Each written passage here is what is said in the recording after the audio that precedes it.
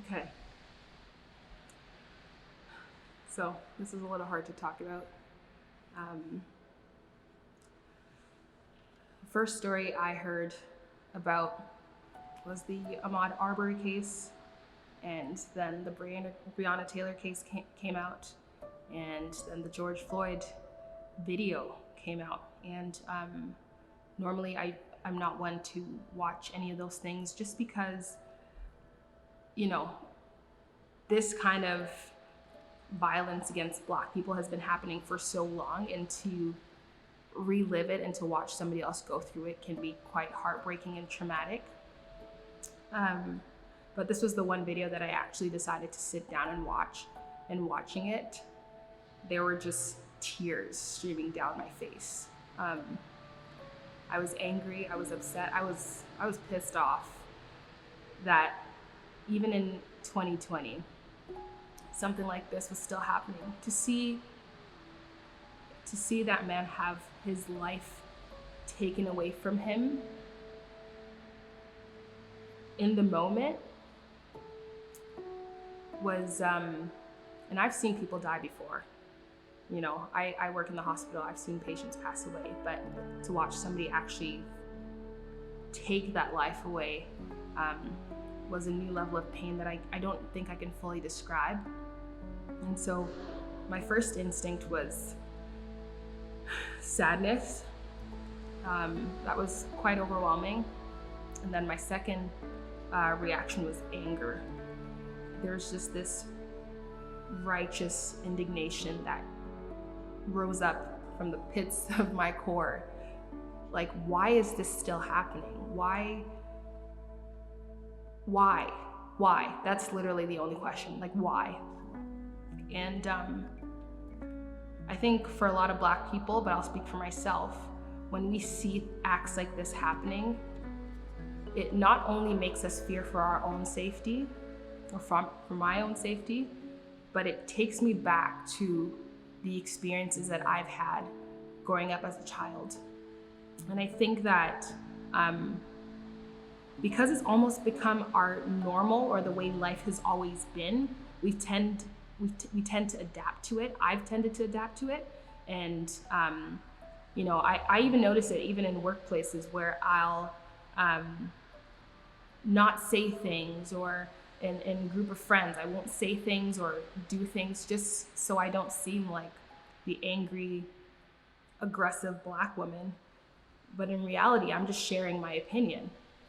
And you know, even growing up, I think to protect myself, I've made those jokes about race before other people could make them. And in the act of protecting myself and my heart and my mind, I think I've blocked out a lot of experiences, but there's two that stick out in my mind. The first one is me and my brothers walking home. We're taking the bus home, actually, in Fort McMurray, and having this lady who was actually Indigenous follow us and scream racial slurs at us, call us the N-word, tell us to go back to our country, tell us that she was gonna kill us, and just continued yelling and berating us. And we were just shocked. I don't think many of us, or myself and my brothers, had experienced that level of covert racism. It has been more of people getting up and moving from you as soon as you sit by them on the bus, or being followed around in a store, or walking into a store and people looking at you kind of like, what are you doing here? You can't afford that. But that was the first covert experience. And the most recent experience that I can recall was when myself and a roommate who was white, or a friend, sorry, who was going to become a roommate, were looking for a place to live. And in doing so, I would shoot messages out to people on Facebook saying, hey, I'm looking for, a 2-bedroom apartment. I saw that yours was available for rent. I'd be interested in coming to take a look at it. And I would do this over on Facebook. And obviously on Facebook, you can see if somebody has viewed your message. And 9 times out of 10, they had viewed my message but wouldn't respond to me. And the first few times I had an inkling in my mind that something was going on, but I didn't want to believe it. I just wanted to assume that, like, maybe they'll get back to me later. And so I gave it a few days, and nothing happened. And so I followed that gut feeling, and I messaged my friend. I was like, hey, I'm not getting any responses for these places that we're looking at. And she sent out messages, and immediately she got responses. And I had tried to even express that to another friend and say, hey, like, I feel like this is what's going on. And they were like, no, there's no way that's happening to you.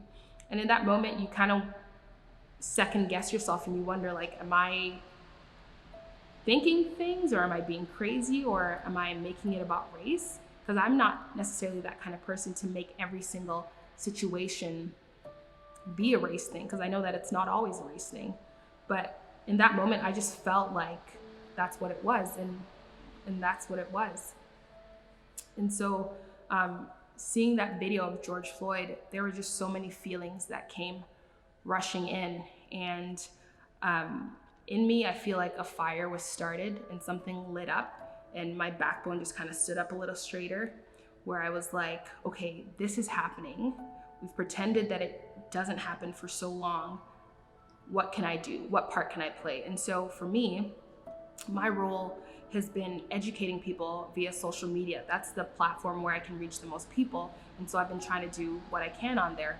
For me, that's been going to protests, that's been donating, that's been having very hard conversations with family members and with friends. And I think that as hard as it is, there is so much benefit and so much fruit that we are going to see from this movement. And I also feel like this is not just going to be limited to just racism, but injustice on every level. I am so passionate about standing up for the underdog, standing up for people that you can't see, standing up for people that you can't hear, because they deserve to be heard as well. And so I'm just hoping that out of this whole entire thing, out of this whole entire movement about Black lives, that we really see each other for who we are, that we see each other's colors, that we understand that we have differences and we have different stories, and that we hear them and we see the person behind the stories. As cynical as I can be, because I'll be honest, even right now, I don't know if racism can be completely removed from our systems and from our hearts. I don't know. But I hope that one day I can have children that live in this world that are judged solely on their character, not on the color of their skin.